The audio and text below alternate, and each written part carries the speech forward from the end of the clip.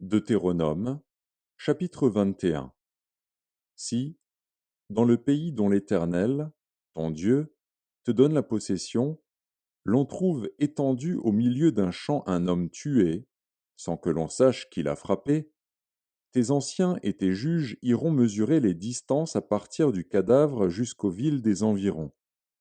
Quand on aura déterminé la ville la plus rapprochée du cadavre, les anciens de cette ville prendront une génisse qui n'est point servie au travail et qui n'est point tirée au joug. Ils feront descendre cette génisse vers un torrent qui jamais ne tarisse, et où il n'y ait ni culture ni semence. Et là, ils briseront la nuque à la génisse dans le torrent.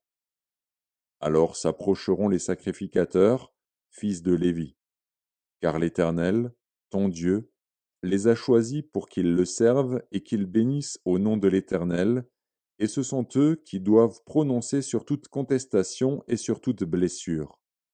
Tous les anciens de cette ville la plus rapprochée du cadavre laveront leurs mains sur la génisse à laquelle on a brisé la nuque dans le torrent.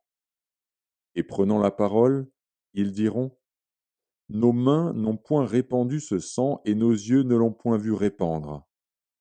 Pardonne, ô Éternel, à ton peuple d'Israël que tu as racheté. N'impute pas le sang innocent à ton peuple d'Israël, et ce sang ne lui sera point imputé. Ainsi, tu dois faire disparaître du milieu de toi le sang innocent, en faisant ce qui est droit aux yeux de l'Éternel. Lorsque tu iras à la guerre contre tes ennemis, si l'Éternel les livre entre tes mains, et que tu leur fasses des prisonniers, peut-être verras-tu parmi les captives une femme belle de figure, et auras-tu le désir de la prendre pour femme.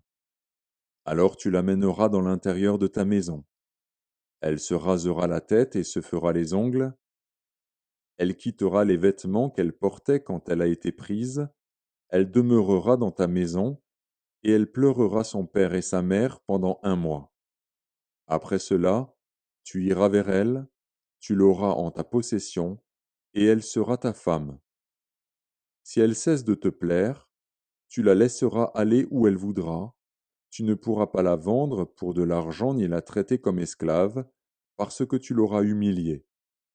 Si un homme, qui a 2 femmes, aime l'une et n'aime pas l'autre, et s'il en a des fils dont le premier-né soit de la femme qu'il n'aime pas, il ne pourra point, quand il partagera son bien entre ses fils, reconnaître comme premier-né le fils de celle qu'il aime, à la place du fils de celle qu'il n'aime pas, et qui est le premier-né.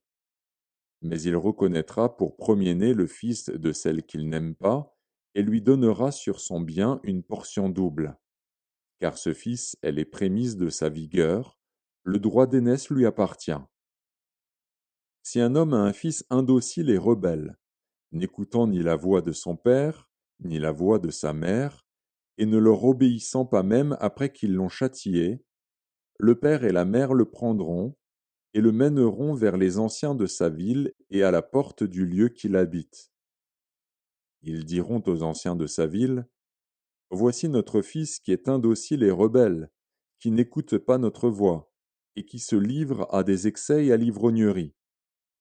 Et tous les hommes de sa ville le lapideront, et il mourra.